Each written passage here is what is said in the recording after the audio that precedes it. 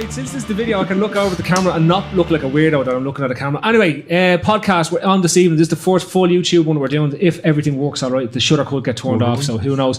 On the far left here is Neil Gray. Now give the camera a wave. Jamie Home looking as well as ever. Not as shiny headed as we were in Periscope because the camera's at a different angle. Nice. One, right? That I'm one. relaxed now. Then we've got beside Jay, we have Shawnee Lawson FC. How are the lads? You will know him from many football teams such as Leicester Celtic, Lord Celtic, Stella Maris, Kevin's Boys, and all the other places he's not allowed to go to anymore. What? Let me just do something here so people can see faces. Didn't know anyone knew about that. And if we just pop that down, and Jay, no, you're messing with the wrong bit there. Right. It's this bit here. There we go. There we go. And Jay's new Lucas Pool top. Now we can see Lucas Pool top 10 years of top Lucas service. Lucas Pool. Setting the standards all over the gap he was. Indeed. Okay, so this is the podcast. I've done all the fucking intros and the whole lot. This week's podcast is sponsored by Lucas. Lucas and oranges. Lucas herpes cream. One wipe and it's gone. The Lazio. All right. On this week's pod, normally I do the intro after we do the show, so I'll do it then. But anyway, first things up, lads. Let's start at the matches. There's football matches to talk about, and I know it's pre-season friendlies, and we shouldn't really write anything into the matches themselves. But from the notes I've kept here on the phone around the matches themselves, I've got a few pointers to point out. First things first, lads.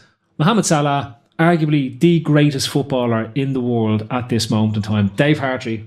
Yeah, I've thought that for a number of years now. I think Mo Salah probably going to be the greatest Liverpool player. The fact he called him Mo as well just smells of familiarity. It is. Yeah. He's going to have followed studiously from wherever he was for the last 2 years. I'm not too sure either.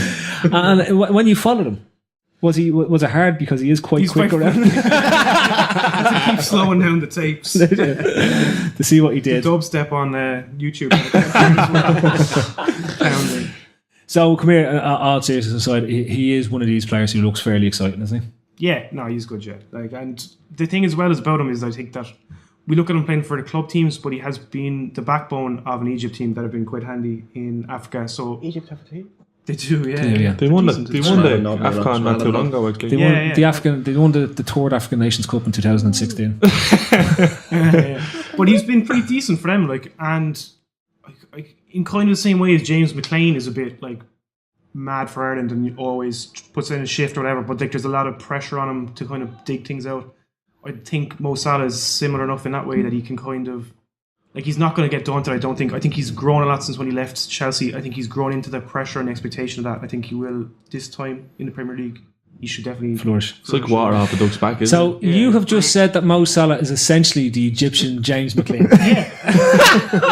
That's the name of the podcast right there. Right, so that's it for tonight, folks. Take that thought into the season. Just the exact same. But the impressive thing was, we believed you when you were saying it, so fair play to that. I understand what you're saying. That when he's been the go-to man for that team for a long time, for the Egypt team, and he's come in. Somebody pretended he knows what. No, out straight now. But he has been, he's obviously the main man, he's the number 10, he's the man, do you know that way?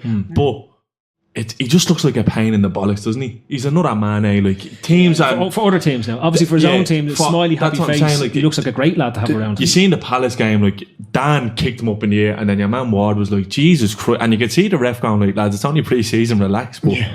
He's going to be a menace. I was looking at it a couple of times when he first got the ball. The first thing I noticed was Henderson, as soon as he gets the ball in the middle, his head is up and he's looking for the ping. You can see that that's the outlet ball. And that's obviously because we've only got one of the pacey wingers playing. If we have Mane one side, Salah the other, Henderson's ability to find them, both of them are comfortable going down either flank. You could see with Salah, he can square you up and make you think that he's going to go to the touchline and get past you, or he kept drifting inside and running across the box, which was so dangerous. I think he's been really playing impressive. with a massive amount of confidence at the minute, I think, as well, because the big chase in Liverpool, and listen, Liverpool are a big club, there's no point in that. So he's playing with a lot of confidence, and like you were saying, he can go outside, he can go touchline, he can come back, and he's trusting himself to do these things at the minute. And I think he's going to he's on the crest of a wave there at the minute, so I think he's going to have a real big impact at the start of the season. But I suppose the intriguing part is, when Mane is fit and he's fit and everybody's fit, what happens? I can see one of them playing central in some games. I don't think it's going to be a case of it's always going to be Firmino and them two either side. I think Klopp is obsessed with this, this front line that doesn't have a static position because it's so difficult to mark. So then all three of them are just going to be interchanging. And then you got Phil looking to break through and appear in little pockets. Lallana doing the same. You just got 6 players buzzing around, no fixed position. And it would be a nightmare to mark. I tell you what, it'd be a nightmare for if you're a fucking centre half because the rest of everyone else is a forward. Yeah, literally exactly. everyone. Who'd you go with? Just that, if you follow him, he's going to turn you in his way, and then you're out of position. You got but like 3 or 4 against runners. in the final of the Premier League trophy. I'm going to call it. Yeah, Asia Trophy, wasn't it? We effectively went with a front 6. When I say that, they were all predominantly attack-minded players. They may not have been playing in those positions, but their first decision they make was to go forward and not look behind them to see it from coverage. Yeah, we're mad. It's great. So we went all out, and it was really balls out stuff, wasn't it? But I just think. But is that not an interesting... No matter who we buy at centre-half, they're going to be exposed. But let me... Yeah, that's the curse of the Liverpool centre-back. But is that not an interesting tactical variation in what we did last year? Because Klopp has played Leicester now a couple of times. Every time we played Leicester, they looked to play us on the counter-attack, right? So he's thought to himself, well, these aren't going to come out against us. Even in pre-season, they're trying to set up their system and play their way of football. They've got Vardy, they're going to try to hit it over the top. So I don't need to worry about trying to control the midfield. I'm going to have the ball. Yeah. So why don't I put all my most dangerous players on the pitch to try break down a strong defensive unit who want to play in the break?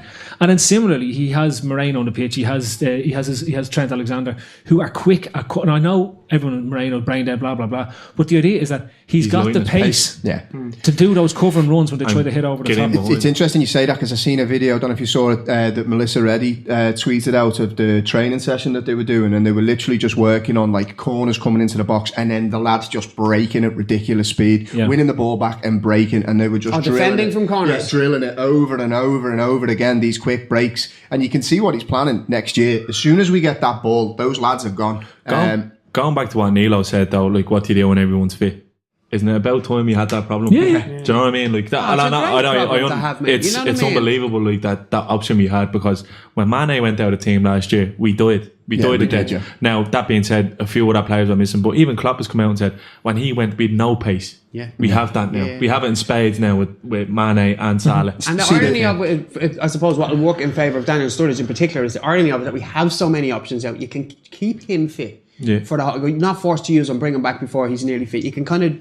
You bring him, play him when you really think you're going to need him, rather than waiting on him. I think it's going to be beneficial to him. He's only going to probably have to play 15 games. It's only been 2 games. That'll suit him perfect, I think. It's only been 2 games, and we've looked fairly sharp for our first 2 games. But the thing that is kind of irking me and scaring me a little bit is that the question is still, Jesus, if we keep Henderson fit, how good would we be? Like, and the fact that we're still kind of relying on that. Okay, I want to go there because Jamie, me and you have had many discussions around this. Like you like for me anyway. And I said it to you, Seany, as well in the group, and I keep saying that everyone is now thinking Hendo-chan. That's because Twitter likes camps, though, and it doesn't have to be that way. Away from that, what I'm trying to say is like everyone is praising Jordan Henderson, but it's the same thing as I said to you last year. It's for me as a top quality manager, a top quality team has horses for courses. When we have to face big, powerful midfields who are going to press and stretch and push onto teams and try not so much dominate possession, but dominate you physically, right? Yeah.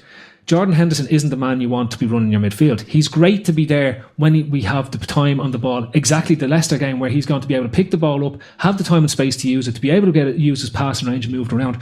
But in those more physical games, which there are an awful lot in the Premier League, Emre Can is our steam train who just knocks other teams off the ball. And he did it, like the best example of the two of them working in brilliant tandem last year was the Chelsea game in the first part of the season, where we knocked Chelsea over. No, I think you're actually dead right to a degree, and it's kind of frustrating that it was kind of similar with the Lovren and Sacco thing. Is it become you have to be either or, and I don't think it's a case of that. I think we're building a squad now where it's going to depend on the opposition that you're playing. So if you're playing at home against a team that sits in like Burnley, for me, Emre Can shouldn't be in the side because he moves the ball too slowly. When he's got too much time on the ball, he moves the ball slowly. Teams can get in, get set, and it's not doing us any favours. I'll come back to that in a minute because I have a theory on this one as well. Go on. Okay, no problem. Yeah. He's fat. With Henderson, he moves the ball very quickly. He can change the direction of the ball. His range of passing for me is a little bit better. So what he always tries to do is create overloads on the wing. And now we've got 2 pacey wingers. We can go either way and get teams stretched.